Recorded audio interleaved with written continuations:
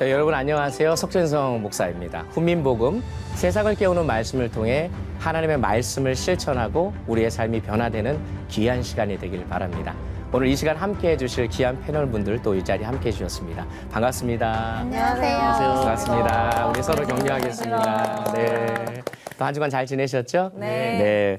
우리가 지난 시간에 하나님의 때를 사는 지혜라는 그 제목으로 함께 살펴봤는데, 하나님의 때가 있음을 알고 그 하나님의 타이밍에 나의 인생을 맞추는 삶이 지혜롭다, 이런 얘기를 했었던 것 같고, 지금 나에게 주어진 일상을 소중히 여기면서 하나님의 선한 뜻을 위해 몸부림치며 살아야 된다. 그뿐만 아니라 하나님의 영원하신 계획과 섭리를 깨닫고 하나님을 경외하며 살아야 된다. 자, 이 부분이 이제 세상을 사는 그런 어떤 때 지혜라고 말씀을 드렸는데, 오늘은 죄와 죽음의 문제 앞에서라는 주제로 여러분하고 함께 말씀을 나누려고 해요. 무겁네요. 무거워요, 제목이. 죽음이 나오니까 굉장히 무겁게. 무겁지만 절대로 간과해서는 안 될 너무나 맞아요. 중요한 네, 문제인데, 동서고금을 막론하고 인간의 모든 불행과 고통의 원인이 어디 있냐 물으면 죄로 인한 죽음에 있다라고 할 수 있을 것 같아요.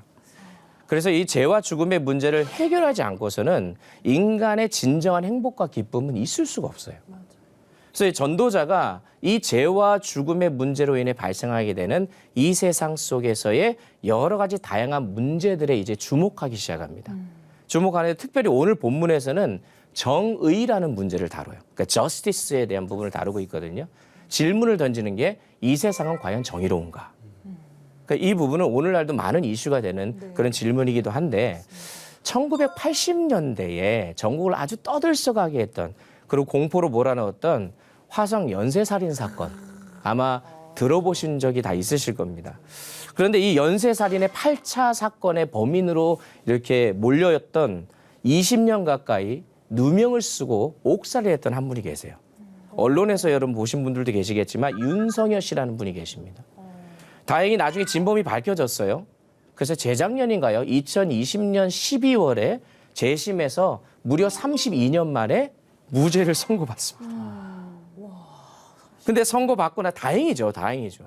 그리고 또 이 억울한 옥살이에 대한 형사보상금, 또 그 정신적 손해배상을 합쳐서 약 25억 원가량을 나라로부터 받았대요. 얼마나 다행인지 몰라요. 근데 여러분, 아무리 돈 25억 원이라도 그것이 그분의 억울한 인생을 대신해 줄 수 있을까요? 그렇지가 않죠.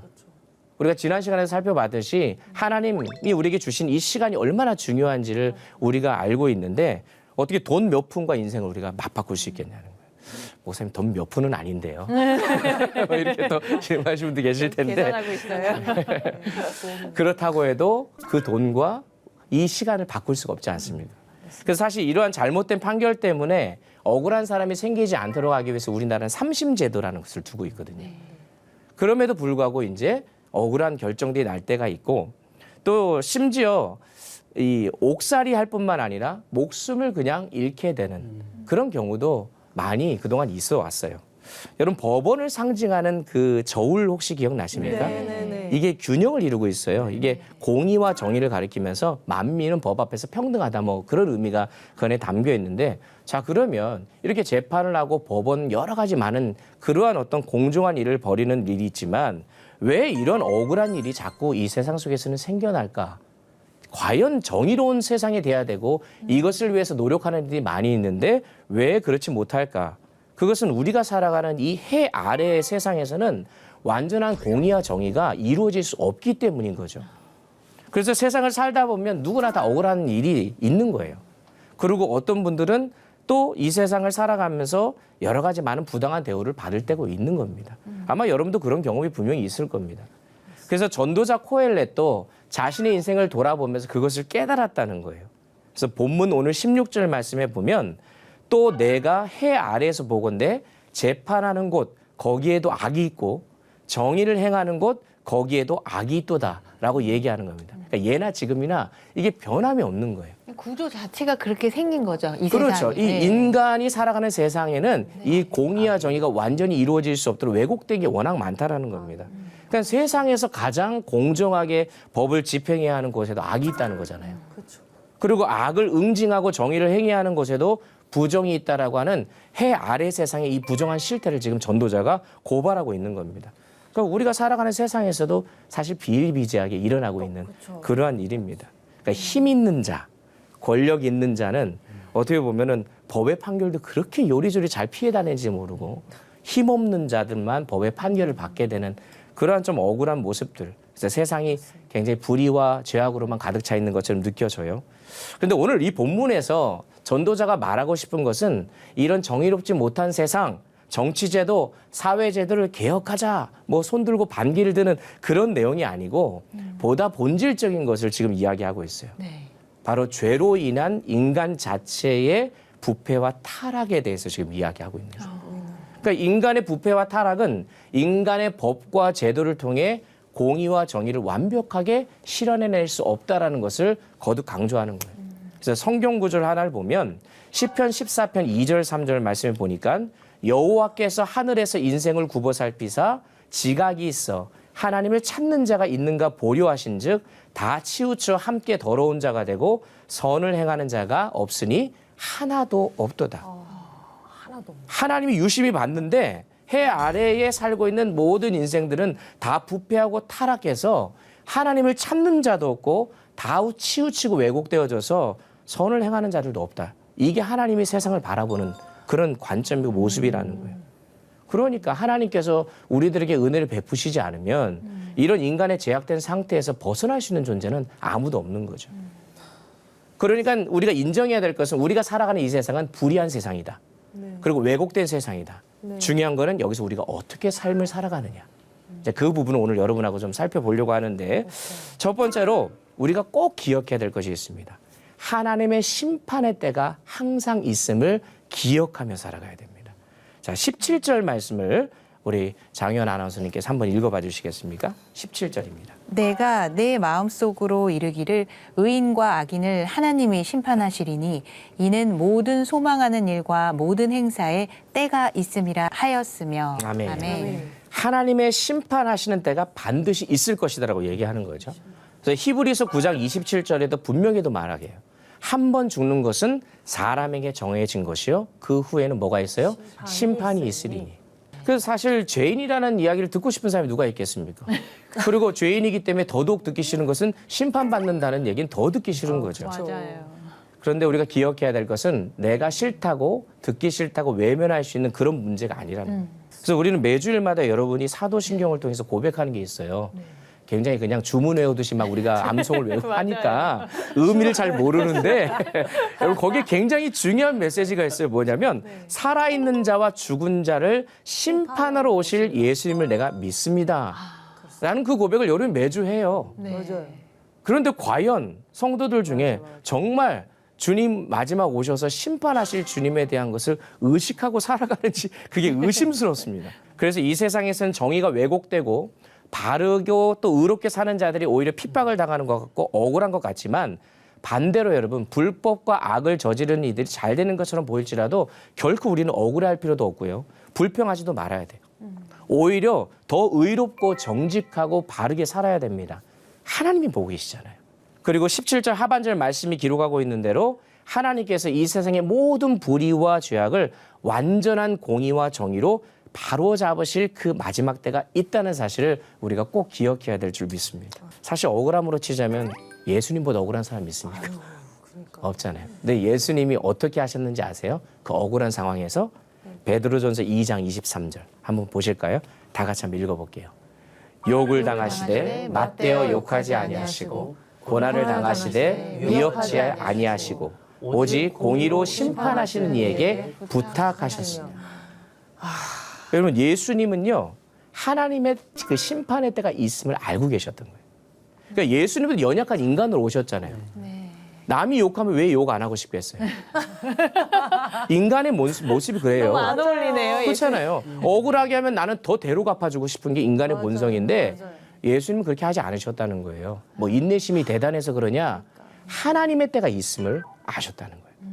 하나님의 심판의 때가 있음을 우리가 알면 하나님께서는 그것을 바라보지 않고 하늘에 계신 하나님, 공의로우시고 정의로우신 하나님을 바라볼 수 있도록 우리의 마음을 이끌어 가신다는 거죠. 그래서 저와 여러분도 이 마지막 심판대가 있음을 항상 기억하고 또 내가 하고 있는 일이 과연 하나님 보실 때 옳은 걸까? 그리고 정말 하나님이 이것을 원하실까? 날마다 묻는 그런 연습과 훈련이 필요합니다. 그리고 그것을 묻고 판단해서 하나님의 뜻에 순종하며 살아가는 그런 모습이 우리 안에 있어야 될 것 같아요. 네. 두 번째로 오늘 말씀에서 보니까요. 사람과 짐승, 동물이 별반 다를 게 없다라는 것을 인식하며 살아가야 된다. 이런 얘기를 합니다. 자, 이게 지금 굉장히 본능적인 어떤 라인인데 자, 18절, 19절 말씀 우리 김성경 형제님 읽어주시면 감사하겠습니다. 내가 내 마음속으로 이르기를 인생들의 일에 대하여 하나님이 그들을 시험하시리니 그들이 자기가 짐승과 다름이 없는 줄을 깨닫게 하려 하심이라 하였노라. 인생이 당하는 일을 짐승도 당하나니 그들이 당하는 일이 일반이라 다 동일한 호흡이 있어서 짐승이 죽음같이 사람도 죽으니 사람이 짐승보다 뛰어남이 없음은 모든 것이 헛됨이로다. 아멘. 인간은 지각을 가지고 있어서 동물보다 더 낫다라고 생각을 합니다. 그런데 인간이나 동물이나 모두 흙으로 돌아가는 것은 매한 가지다. 이제 그 이야기 아니겠어요? 그러니까 사람이나 짐승이나 하나님의 피조물인 것은 똑같아요. 맞아요. 그렇잖아요. 맞아요. 그래서 호흡이 있을 때 살아있는 것 같지만 호흡이 사라지면 죽는 것은 똑같다는 거죠. 그러니까 물론 다른 것이 있을 수는 있을 것 같아요. 짐승이 죽을 때는 뭐 사람처럼 장례식을 뭐 치러주거나 그러지는 않죠. 물론 요즘 좀 보니까 그런 분들이 있어요. 강아지 장례식장이 그렇죠. 있습니다. 있어요. 네, 그렇죠. 있습니다. 그러니까 이게 네, 많이 네. 변한 거예요. 그래서 맞아요. 어떻게 보면 저도 이제 미국에 있을 때 어떤 성도님이 강아지가 이제 죽게 되었는데 기도를 해달라고 예배를 드려달라고 하길래 이게 어떤 예배를 드려야 되나 이제 고민을 했던 적이 있습니다. 결국 이제 성도님을 위로하는 예배를 드리긴 했지만 예, 참 어렵더라고요. 그러니까 어쨌든 지금의 상황이 그렇다 하더라도 이렇게 죽음 앞에서는 인간이나 짐승이나 나을 게 똑같다는 거죠. 그래서 메멘토 모리란 말이 있습니다. 메멘토 모리. 이게 라틴어의 말인데 이 말은 자신의 죽음을 기억하라. 너는 반드시 죽을 것이다라는 것을 잊지 말라라는 거예요. 그 말이 왜 나왔냐? 죽음을 의식하는 것이 너무나 중요하다는 거예요. 근데 죽음을 의식하는 것이 왜 중요하냐? 이 보다 중요한 신학적인 의미가 있습니다. 방금 잠깐 언급도 해주셨지만 죽음에 대한 인식이 없이는 하나님을 만날 수가 없어요. 이 굉장히 중요한 포인트거든요. 죄의 삭은 사망이잖아요. 네. 그 죄의 문제를 해결하지 않고는 육적인 본능, 죄의 본능에 따라가는 짐승과 똑같은 존재일 수밖에 없습니다. 그럼. 그래서 때로는 짐승만도 못하다 뭐 이런 얘기 할 때 있는 거는요. 있죠. 인간은 원래 그렇게 만들어지지 않았는데 네. 죄된 본성 그대로 그냥 육적인 본능대로 살아가니까 때로는 짐승보다도 못한 모습이 인간의 모습에 나타나니 하나님 입장에서 얼마나 가슴 아프겠습니까? 그래서 오늘 전도자도 21절 말씀에서 동일하게 이야기하고 있거든요. 21절 말씀을 보면 인생들의 혼은 위로 올라가고 짐승의 혼은 아래 곧 땅으로 내려가는 줄을 누가 알냐라고 얘기합니다. 하나님이 사람을 창조하실 때 인간하고 조금 다르게 창조하셨죠. 생기를 불어넣어 주시면서 생명이 되게 하셨습니다. 사람은 영적인 존재라는 거예요. 왜 하나님이 사람을 영적인 존재로 만드셨을까요? 하나님의 형상을 따라 만드신 하나님의 형상으로 하나님도 영적인 존재라는 거죠. 영적인 존재로 만드셨어요. 그 이유는 하나님과 교제하기 위해서라는 거예요. 네, 네. 그래서 인간은 짐승과 다르게 만들어졌습니다. 그러니까 본능대로 살다가 죽으면 인간이 만들어진 목적대로 살지 못하는 거예요. 짐승대로 살아가다가 죽는 것과 똑같은 거고 육체의 본능을 채우기 위해 사는 사람은요. 하나님이 본래 창조하신 목적대로 살아가는 것이 아니라 결국 육체의 본능대로 살다 그냥 죽게 되어지니 우리는 하나님의 형상대로 지음받은 존재로 창조의 목적에 따라 영적인 본능, 육적인 본능이 아니라 영적인 본능으로 하나님을 찾고 교제하며 살아가는 그런 존재가 되어야 하는 것입니다. 그러니까 사실 오늘 저와 여러분 지금 숨을 쉬고 있잖아요. 이 숨을 쉬고 있는 것도 내 숨이 아니에요. 하나님이 지금 불어넣어 주시는 거예요. 오늘 하루도. 우리가 어제 잠을 잤습니다. 오늘 아침에 눈 뜨고 일어나면서 내 심장이 뛰고 있고 내가 호흡을 하고 있고 너무 당연한 거 여겨지지만 사실 하나님이 우리에게 호흡을 넣어주시지 않으면 단 한순간도 살아갈 수 없잖아요.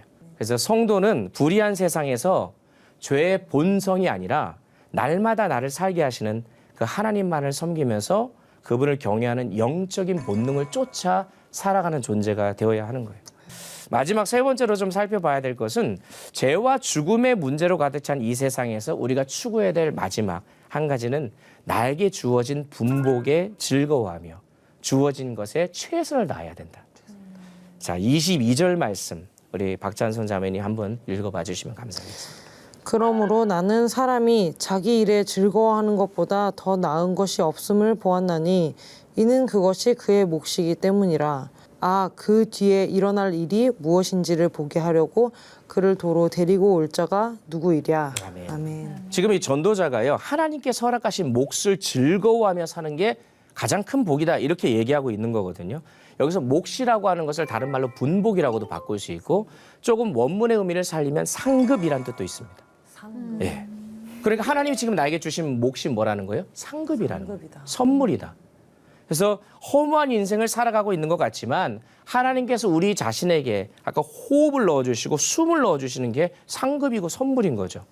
그래서 현재 나에게 주어진 일이 하나님이 주신 일인 줄 알고 감사하면서 최선을 다하는 것이 이 불의한 세상 속에서 우리가 인간이 살아갈 수 있는, 그래서 하나님의 그 뜻을 이루는 지혜로운 삶을 우리에게 말씀하고 있는 거예요. 그래서 22절 끝부분에 그의 뒤에 일어날 일이 무엇인지를 보게 하려고 그를 도로 데리고 올 자가 누구이랴. 이 말은 가까운 미래에서부터 시작해서 죽음 이후의 일까지 모든 일들에 대해 말해줄 수 있는 자가 이 세상엔 아무도 없다는 거예요.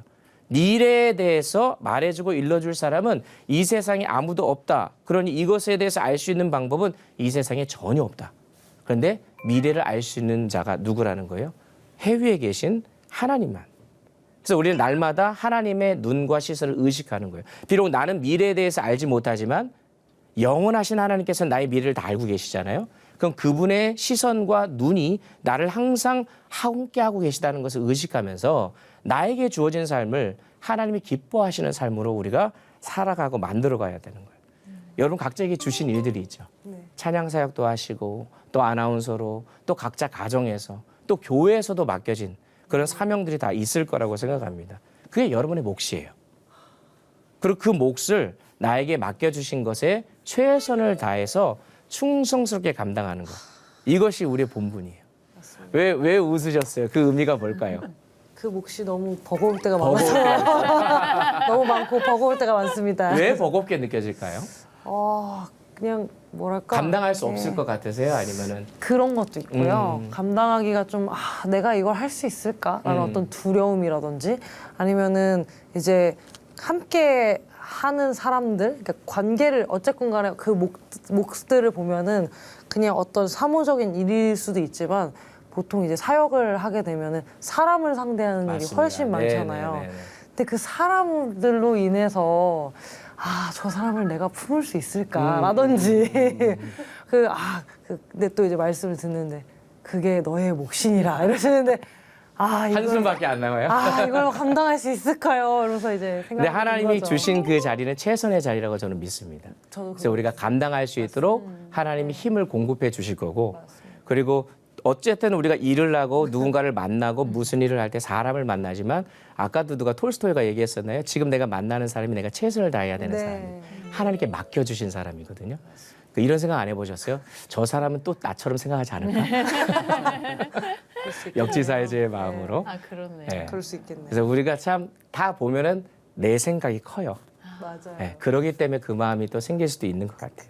어쨌든 우리에게 맡겨주신 그 일, 본분을 기억하면서 이 땅에 사는 동안 저 천국 영원한 세계를 우리가 사모하며 살아가지만 이 세상, 우리가 살아가는 해 아래 이 세상에서도 하나님을 의식하며 주어진 일에 최선을 다하며 살아가는 것이 이 땅에서도 하나님의 나라를 살 수 있는 그런 가치 있고 의미 있는 삶이라고 할 수 있어요. 그러니까 그런 점에서 우리 그리스도인들은 더 부지런해야 됩니다. 더 열심히 살아야 돼요. 그렇잖아요. 여러분 우리가 신앙생활도 하고 가정에서도 하고 여러 가지 일을 감당하려면 세상 사람들 부지런한 것보다 더 부지런해야 돼요. 맞아요. 이게 굉장히 중요한 거거든요. 똑같이 하면서 어떻게 그걸 우리가 다 감당할 수 있겠습니까? 그래서 그 몫을 감당하기 위해서 오늘 하루 나에게 일어나는 그 모든 일들 또 만나는 사람들에게 최선을 다해서 섬기며 살아가야 돼요. 그런데 거기와 더불어서 주님을 알아가는 일에도 우리가 힘써야 되고 말씀과 또 기도 또 사명 감당하는 일에도 힘을 내야 될 것 같아요. 그래서 여러분 하루를 살아도 주님 앞에 그 부끄러움 없는 그런 삶을 살 수 있도록 최선을 다할 수 있었으면 좋겠습니다. 여러분 불의한 이 세상을 이제 어떻게 사시겠어요? 아까 짐승이 얘기도 했잖아요. 짐승과 다름없는 그런 허무한 인생을 사시겠습니까? 아니면 해 위에 계신 하나님만 바라보면서 영혼을 사모하는 자로 살아가시겠습니까? 여러분 하나님의 심판의 때가 있음을 항상 기억하십시오. 그리고 그때를 믿는 자는 절대로 짐승처럼 살지 않아요. 이게 굉장히 중요하거든요. 그리고 하나님과 연결되어져서 영혼을 사모하는 그런 영적 존재로 살아갈 때 현재 나에게 주어진 그 분복에 자족하고 감사하며 최선을 다해 살아갈 수 있게 되는 거예요.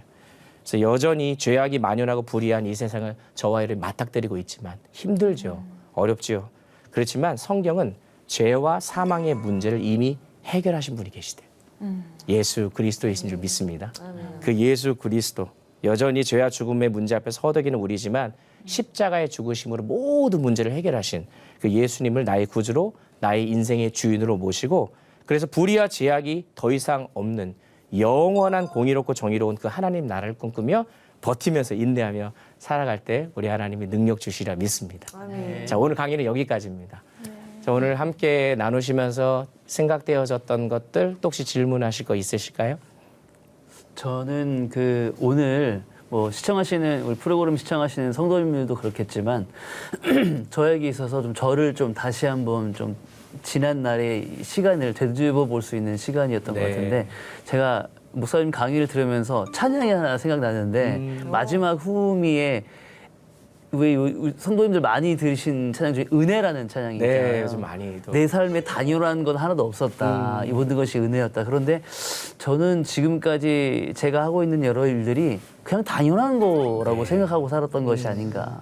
그러다 보니까 열정도 조금 사라지는 것 같고 방금 말씀하신 것처럼 그게 그냥 일이 되어버린 것 같고 또 때로는 하나님 좀 이렇게 좀 더 크게 좀 해주시지 뭐 이렇게 더 좀 하나님께 원망도 하고 물론 감사하는 마음이 없었던 건 아니지만 이런 마음들이 왔다 갔다 했던 것들이 좀 저희 좀 지난 날 다시 되짚어보는 시간이 아니었나라는 생각입니다.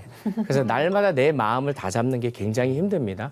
그래서 무릇 지킬 만한 것보다 내 마음을 지키라 생명의 근원이 이에서 남이니라 말씀하시는 게 마음과 생각을 내가 날마다 지키지 않으면 끊임없이 사단은 세상의 가치를 우리 안에 집어넣거든요.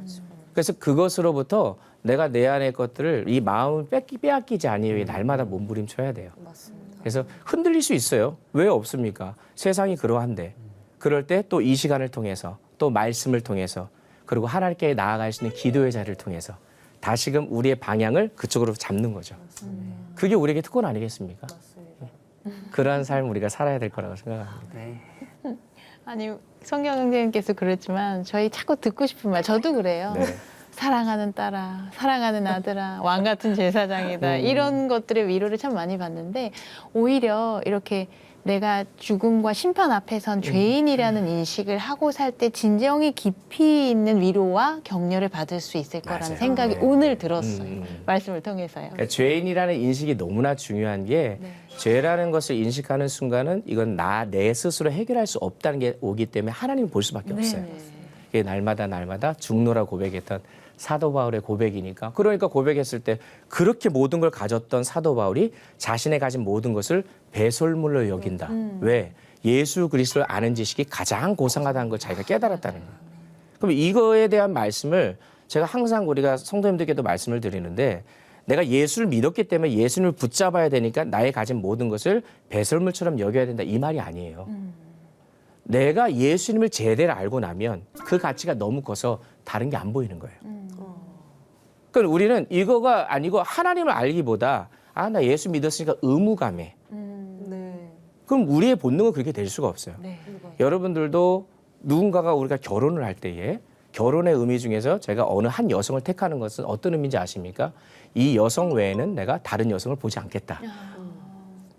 사실 그 결단이 들어가는 거거든요. 네네네 맞아요. 그래서 이 내가 살아가는 여인 외에 다른 여인은 이제 거들떠도 보지 않겠다. 돌같이 보겠다. 그러니까 가치가 크면 다른 게 안 보이는 거예요. 네, 그런데 이 가치가 떨어지면 자꾸 다른 게 보이는 거예요. 그렇죠. 그러니까 이게 굉장히 중요하거든요. 그래서 우리에게 가장 중요한 것이 무엇인지 그것을 바라볼 수 있는 그런 저와 여러분 되셨으면 좋겠습니다. 자, 오늘 강의는 여기까지입니다. 수고도 많이 하셨습니다. 한 주간 승리하십시오. 감사합니다. 감사합니다. 감사합니다.